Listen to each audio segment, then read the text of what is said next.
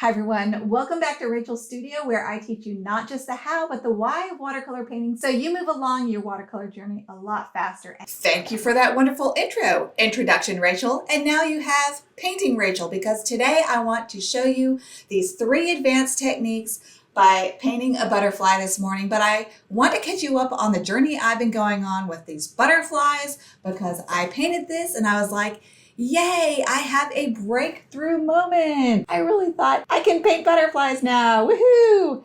And then I painted more last night. And here's what happened. Let me show you.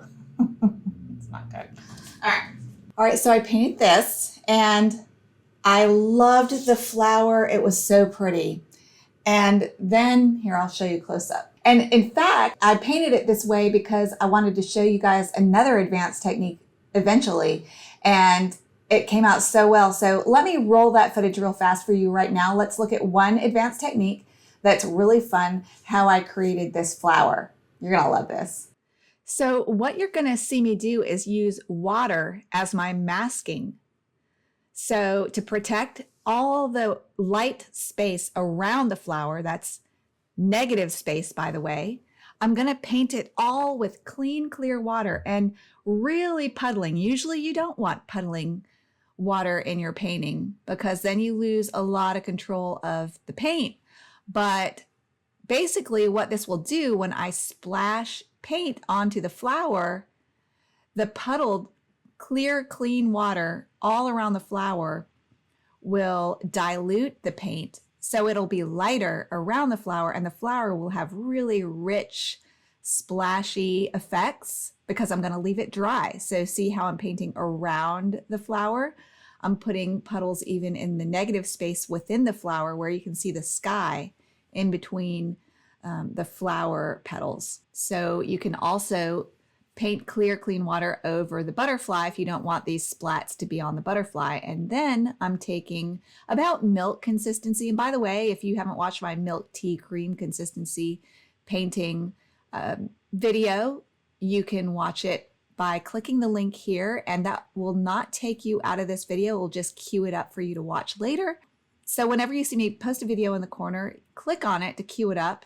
Then you can have more Rachel goodness after this video ends. But anyway, I discovered that my Alvaro Castagnet brush holds a lot more water and gives me a lot better big splashes. And so I didn't want the background to be very dark behind my splashes. So here I'm sopping it up even more so that it'll be even lighter because I want the flower to be really dark. And remember, not dark, but rich in color. And I want the background to be less colorful and a lot lighter. So this acts kind of like masking fluid, dissolving the paint where it lands on the clear water around the flower. So it's a lot lighter. And within the flower, the splashes will be a lot darker and richer and make that flower pop forward. And be sure to watch a video that I'm going to put towards the end about darks making things come forward and lights receding. So we definitely want the area around the flower here to be lighter and the flower to have darker, richer colors because that will make the flower come forward. And here what you see me doing is creating a thirsty brush, and then the brush sucks up these puddles because I want them to be really rich and colorful. And if they're too watery, they'll dry really light. So then I can go drop in. This is called charging when you drop thicker color in. So I've got almost cream consistency now that I'm now dropping into the flower where I already have these natural shapes that were created by splashing on the color as opposed to painting on the colors. So it makes it look a lot more organic. Then I painted the butterfly.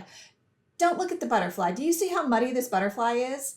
How can I, who painted this gorgeous butterfly a few weeks ago, paint a butterfly that ugly?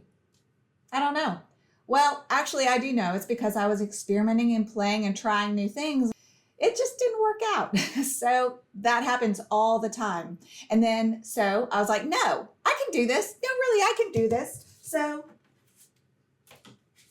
I painted another butterfly. Fail. I painted it. I was like, okay, let me just do some painting off camera because maybe that's just messing with my head. Fail, fail. I did this all in one night. I was like painting obsessively. I'm like, I can do this. What is wrong with me? No, I can do this. Really? Maybe not. Fail. That's okay. I mean, I woke up this morning, to be honest, and I was like, these are better than I thought they were last night. That one, I can see some things in that I really actually do like. I think I could finish this and it's okay. You know how it is when you just get in a frustrated mood and then you hate everything? That's where I was. You know, when you're trying something new, when you're expanding your horizons, it's going to be painful. It does help that I've had a few wins lately, some big wins. I got juried into Women in Watercolor. I got juried into the American Watercolor Society Associate Show. I got juried into Water Media Show. That really helps.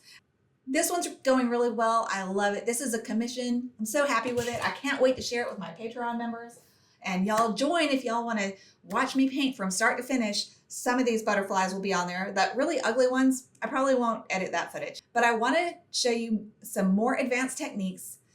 Painting a butterfly. No, really, we're going to make it work this time. But the main goal of this painting session will be to show you some advanced techniques that I've been trying to wrap my head around, think about, practice, because they're not my habit. I've been reading Charles Reid's book and picking up a lot of new ways of thinking. I've been doing a lot of shorts and talking about what I've been learning. So be sure to go watch my shorts. I promise they will not waste your time. Let's look at these new techniques that I've been practicing and thinking about. Take it away, Painting Rachel. Here we go.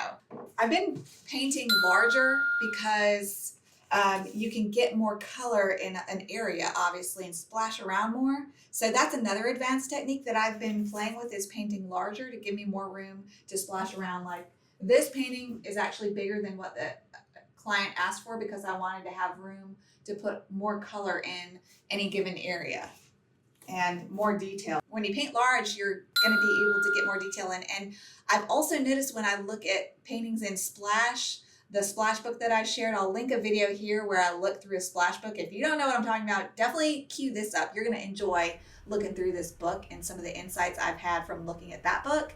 And the artists paint large. I was reading along in Charles Reid, and he said, use the belly of the paintbrush. This is a size 4 round Alvera Castanet brush, but the belly is here. And then the tip, of course, is here. And so Charles Reid is saying, don't paint like this. Don't me. Paint like this. Use the belly of your brush to spread your paint around, because it'll give the watercolor a chance to spread out and be beautiful on the paper. If you just put a little bit like that, it doesn't have any room to do the watercolor dance thing. And I don't, technical terms, I don't know what to call that, but I know what he's saying. I don't have a water jar. Jeez. All right, water jar. And this is a little tip for you beginners out there. Have 2 water jars, one for muddy water and one to really clean your brush. But I'm just gonna have one for now. I think it'll be okay. So let's look at what happens when you dab at a butterfly wing as opposed to use the belly. Okay.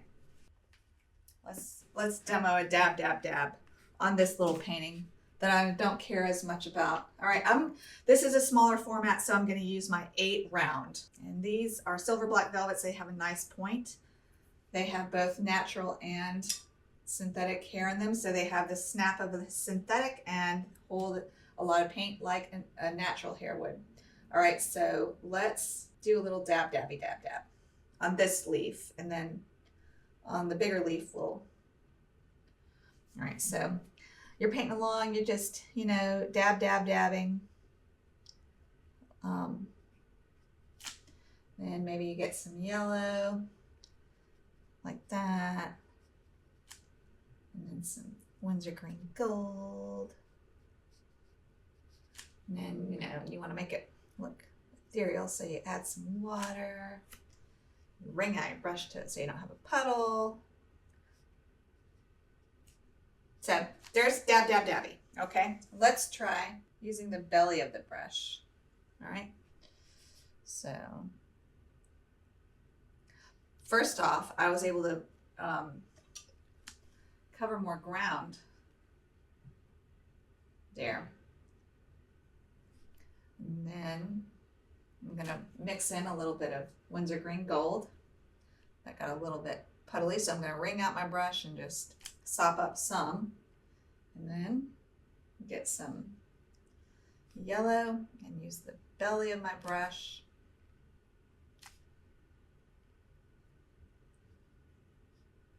So let's let that dry and see what it does. I'll put that up there so you can watch it dry. You can watch paint dry on my videos. Yay. A sub tip is to use the biggest brush possible. That would probably be more like my 3/4 round. This is about an 11 by 14 size. This palette, by the way, is by Mrs. Dessert Studio on Etsy. I don't get an affiliate link for that either. I just like to support small artists. She has beautiful things. All right, the sun's coming up. I'm about to run out of time. I gotta move on. All right, so let's use the belly of the brush to start this butterfly. And we probably won't be able to finish this, but I will finish it for my Patreon students and show you the results. Be sure to check out my community tab because I update there more than anywhere. So let's mush. Get some nice juicy milk consistency paint. If you don't know what cream, milk, and tea consistency paint are, you can watch this video. I'll link here. And also I have a beginner's basics playlist. So I'm mushing Charles Reid. Is it making it look more beautiful? All right, that's advanced technique number 1 that I want to share with you, okay? And you play with that and do your own experiments and see if it changes anything for you. The next thing that he teaches is to mix on your paper and not on your palette. So that means I need a bigger mixing area than this. I use this just because it's good on camera, but I'm gonna get some Windsor Green Gold. I'm gonna get it milk consistency, which is nice and juicy, and I'm gonna mush that on.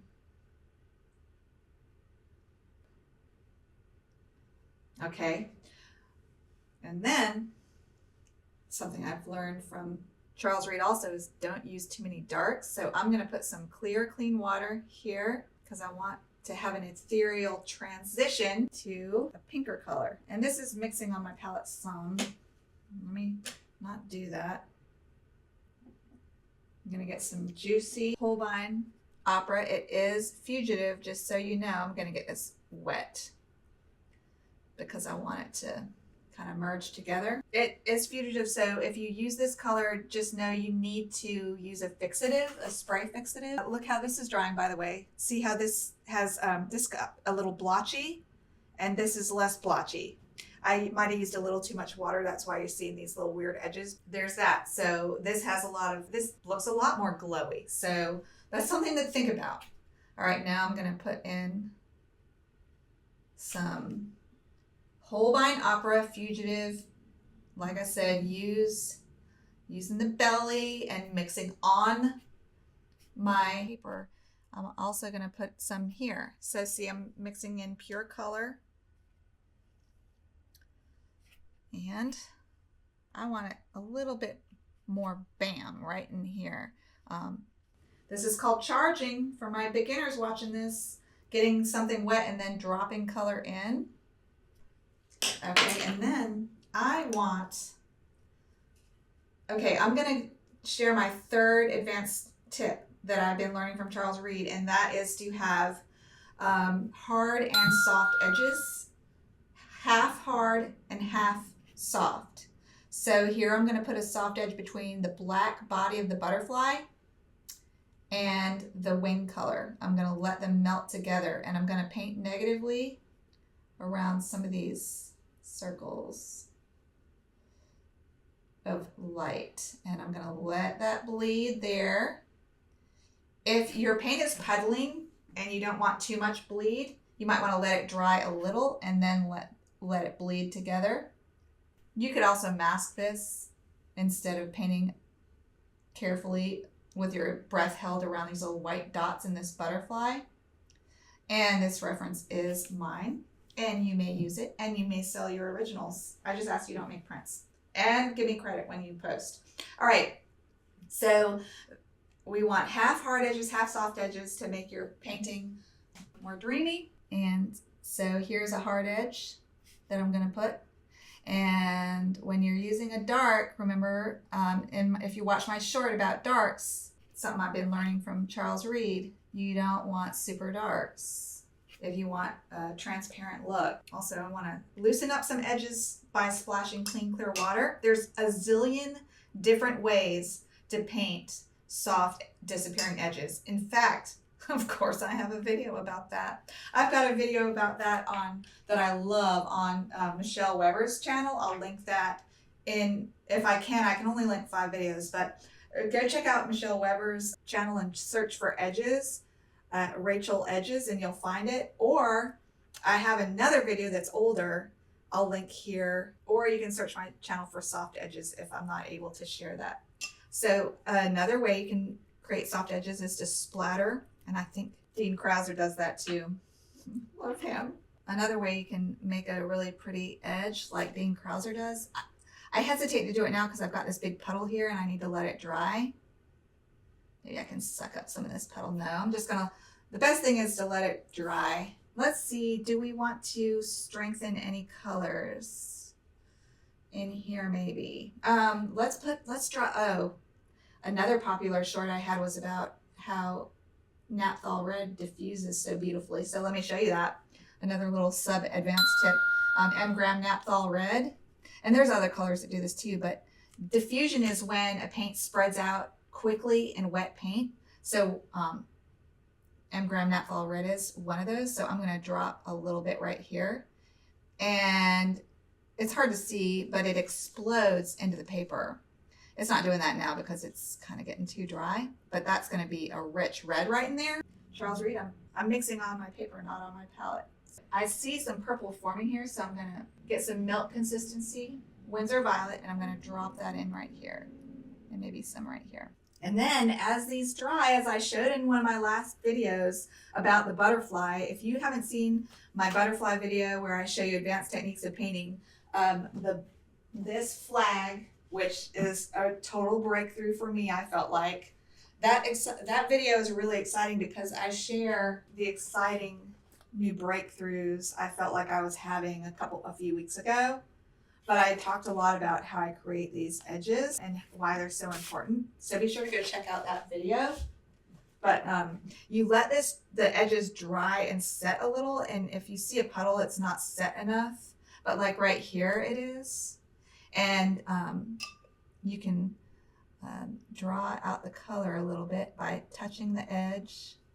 And you want to do this if you're wondering, well, where do I put my soft edges and where do I put my hard edges? Put your soft edges for the most part in less important areas and put your hard edges in more important areas. And you also can put a lot of soft, dreamy, disappearing, melty edges in your shadow areas. So this is going to be a shadow area. And then I'm going to loosen up this edge with some splatter so it looks more natural. And also when your painting starts to buckle, if you haven't watched my cauliflower video and how I love to do this, when it's starting to buckle, I'll splat some water just to dreamify it some more. And in fact, let's just put some pretty, let's get in the mood here by putting some splatters. And to me, this signifies what the soul sees and not what the mind sees, which is what art's all about. And that is the beautiful vibrating energy of this butterfly. So as an artist, people are like, why do you put splatters? Well, for me, it's like the vibrating energy of that thing that I'm painting. And you can go overboard, you know. We don't need all that, but I just love depicting what I feel and not just necessarily what I see. And that's what I think a lot of art is about. Not always, but. And if you want to watch me finish this butterfly, which I kind of like where it's going, so hopefully I won't mess it up like the other ones. But come watch on my Patreon. You know, I'll make it available at first for $5. It'll be available for $5 for a week or so when I get it done. I have so many other projects, so it might be a while. So just know actually that it might not be on my Patreon for a while. So anyway, that's all the time I have. It's almost time to wake up, Parker. I'm sorry I skipped a week or two in uploads. Check my community tab though. Join my Facebook group if you want to stay more involved with me for free. I post a lot of things on my community tab and my Facebook. I'm going to start sending out more newsletters, hopefully to those who sign up on my website, but just keep checking back, especially my community tab, because you'll see what I'm up to over there. So I'd love to have you join my Facebook group for free. I'll put that link here. Come join my Patreon and you'll see my latest tutorials. And if you go to my Patreon tutorial index, you can see my visual index, you can see what I have available. And a lot of them I've marked with how much they are, so you can see which tutorials your tier can get. For the newer ones, even if it says it's a $13 tutorial, try it, because I might not have clicked it over to the $13, the $30 tier, or whatever. You just have to catch it before I switch it over. I hope that's not too annoying, but I'm just trying to figure out a way to be fair to me and all my hard work, and also to you. And I want everyone to be happy. I'm a people pleaser for sure. But anyway, I have to go now. So I hope you tune in for my next video. And until then, go watercolor your world. And be sure to subscribe to learn not just the how, but the why of watercolor, so you move on your art journey a lot faster. Bye, everybody. But I was reading my Charles Reid book. He was showing how he paints figurative work. And he showed this woman, and her knee was jutting towards the viewer. And so he made it darker. And then the back of her leg was facing away from the viewer, so he made it lighter. So darks come forward and lights recede. So see on this horse how I made his rump a little lighter? The neck that is closest to us is a little darker,